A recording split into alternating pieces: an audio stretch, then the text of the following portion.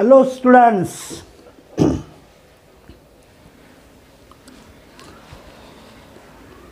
Scalar product और scalar product के properties अपन discuss कर रहे। स्केलर प्रोडक्ट के लास्ट लेक्चर में बेटा अपन ने प्रॉपर्टीज डिस्कस किए 4, है ना। अब fifth property number 5, if vector P is equals to vector Q, यानी जो अपन स्पेशल केसेस डिस्कस किए बेटा, अपन ने जो स्पेशल केसेस डिस्कस किए वैसा ही कंसेप्ट है ये। Vector P is equal to vector Q, यानी P और Q के बीच में एंगल 0, तो vector P dot vector Q अपने को क्या मिलेगा बेटा, P into Q। Vector P dot vector Q is equals to बेटा अपने को क्या मिलेगा, P इंटू Q, मगर ये दो वेक्टर्स इक्वल है, इसका मतलब बेटा इनका मैग्नीट्यूड सेम है। तो यहां अपन जो लिखते हैं P इंटू Q, क्या अपन Q के जगह पे P या तो P के जगह पे Q लिख सकते बेटा? यस, लिख सकते हैं। तो Q के जगह पे P लिखा तो P into P we get what, P square, या तो Q into Q we get what, Q square. So this is the property number 5। Now will discuss here property number 6, scalar product का property number 6 अपन यहां पे discuss कर रहे बेटा। Property number 6, that is the scalar product, that is the scalar product of vectors expressed in rectangular components. Scalar product of vectors is expressed in rectangular components. Scalar product of vectors is expressed in rectangular components.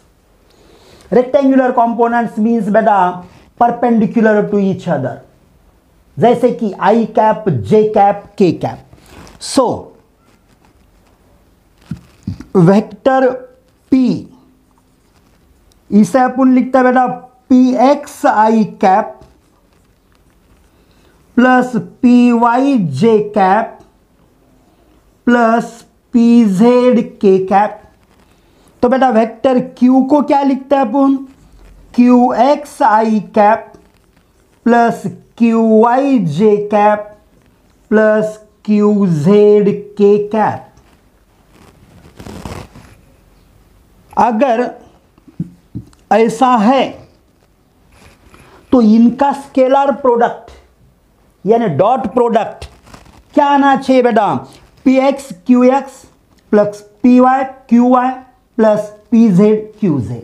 ये अपन यहां पे prove भी कर सकते हैं बहुत आसानी से। तो चलो यहां अपन इसे प्रूव करेंगे।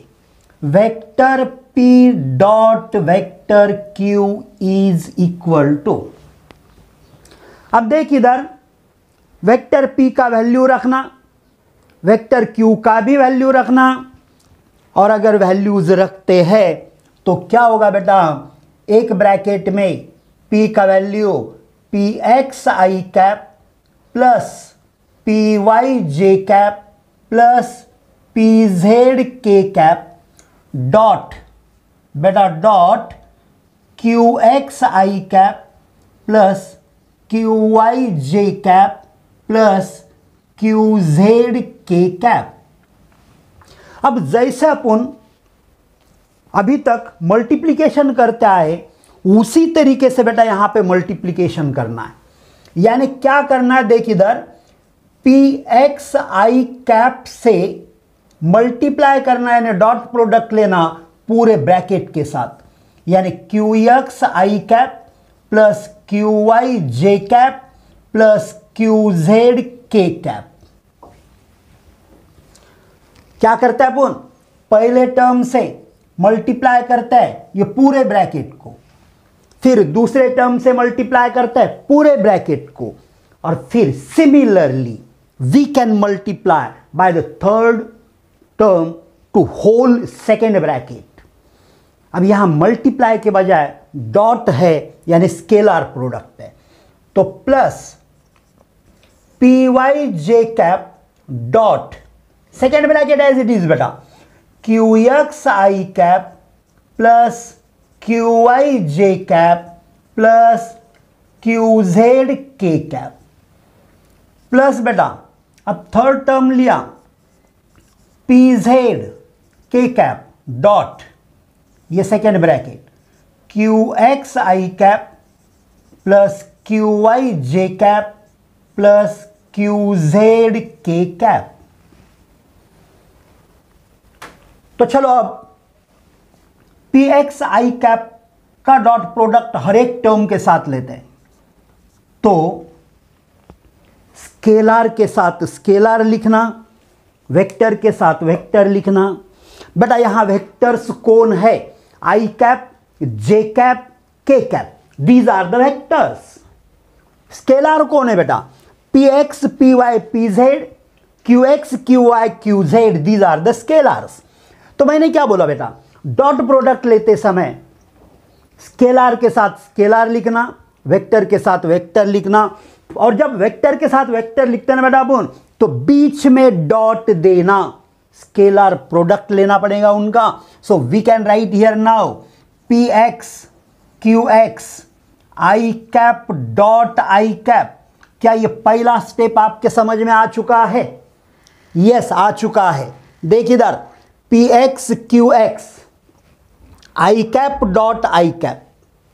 अब ऐसे ही क्या आएगा, P X Q Y I cap dot J cap, P X Q Y I cap dot J cap plus P X Q Z I cap dot Z cap, sorry not Z cap, that is K cap.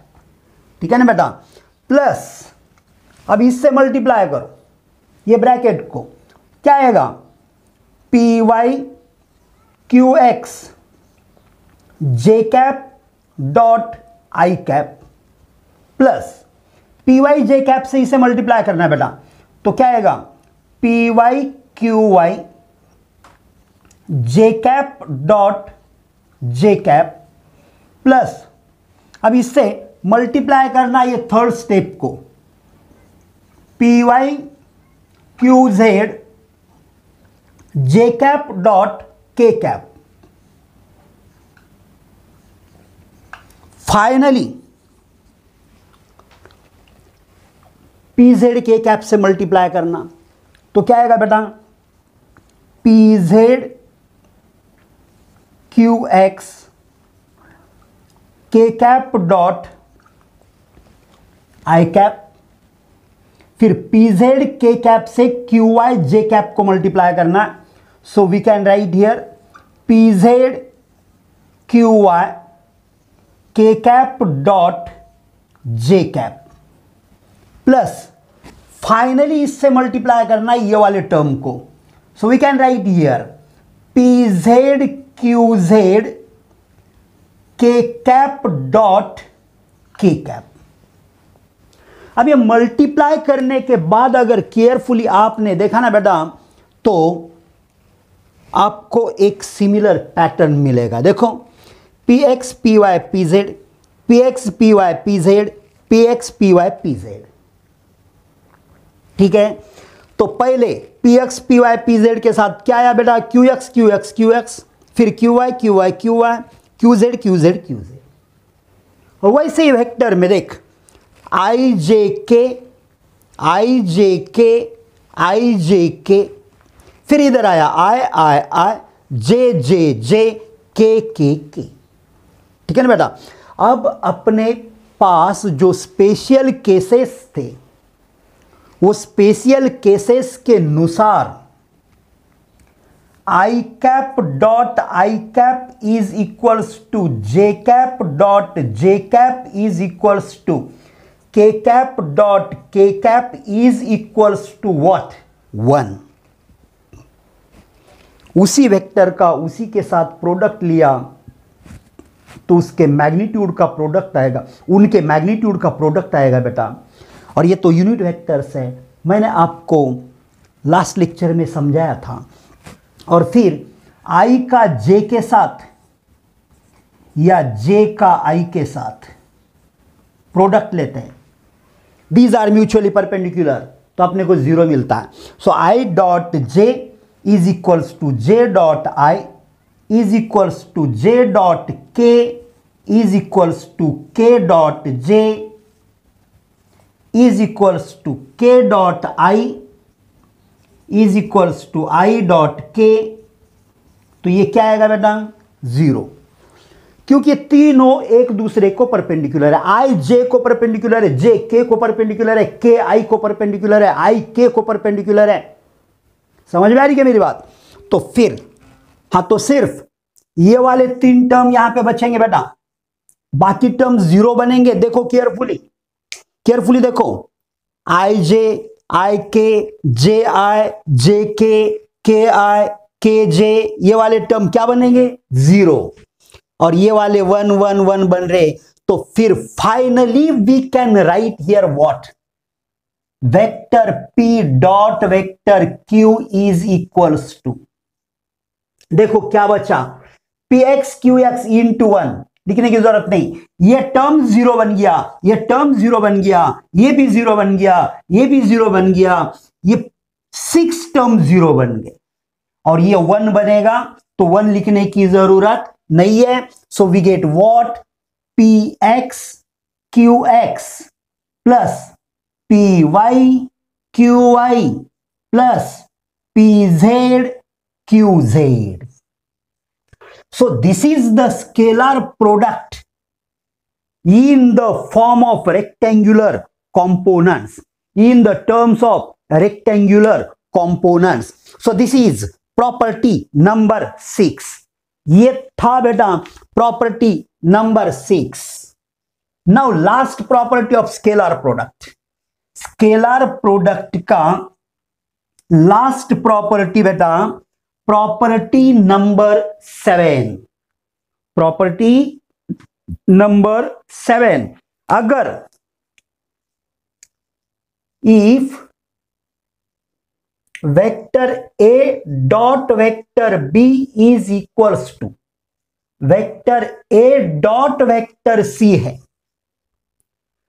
Vector A dot vector B is equals to vector A dot vector C, अगर ऐसा है तो it is not necessary, it is not necessary that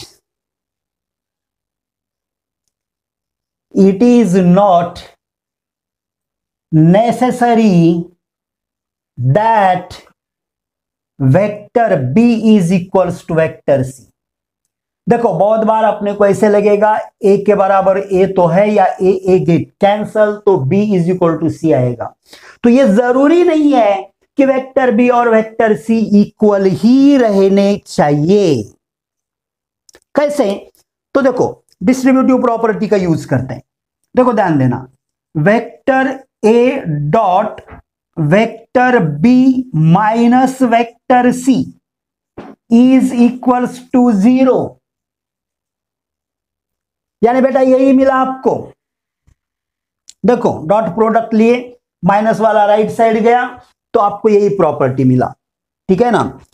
अब यहां एक तो vector a0 होगा या तो vector b minus vector c0 होगा। अब vector b minus vector c, vector b minus vector c 0 है, इसका मतलब vector b is equal to vector c हो गया, ठीक है ना। तो मैंने तो क्या लिखा इधर, इट इज नॉट नेसेसरी, यानी हो गए इक्वल, कोई बात नहीं, मगर इक्वल ही रहेंगे तो ये ट्रू रहेगा ऐसा नहीं है। क्यों? तो ये वाला स्टेप देखना, यहां दो वेक्टर से, एक ब्रैकेट वाला वेक्टर, एक दूसरा ये वेक्टर, अगर इनका डॉट प्रोडक्ट 0 है, it means that vector A is perpendicular to vector B minus vector C. ऐसे भी तो हो सकता है कि vector B minus vector C vector A को परपेंडिकुलर है और परपेंडिकुलर वेक्टर्स का डॉट प्रोडक्ट बेटा 0 आता है, अभी अभी मैंने यहां पे समझाया था। ठीक है बेटा, तो ये प्रॉपर्टीज अच्छे से ध्यान में रखना, और ये वाला प्रॉपर्टी तो न्यूमेरिकल सॉल्व करने के लिए, एमसीक्यू सॉल्व करने के लिए यूजफुल रहने वाला है। इसके बाद बेटा अपन नेक्स्ट लेक्चर में डिस्कस करेंगे वेक्टर प्रोडक्ट। क्या चीज डिस्कस करेंगे बेटा? Vector product. तो आज के लेक्चर के लिए यहीं पे रुकता है। ओके बेटा।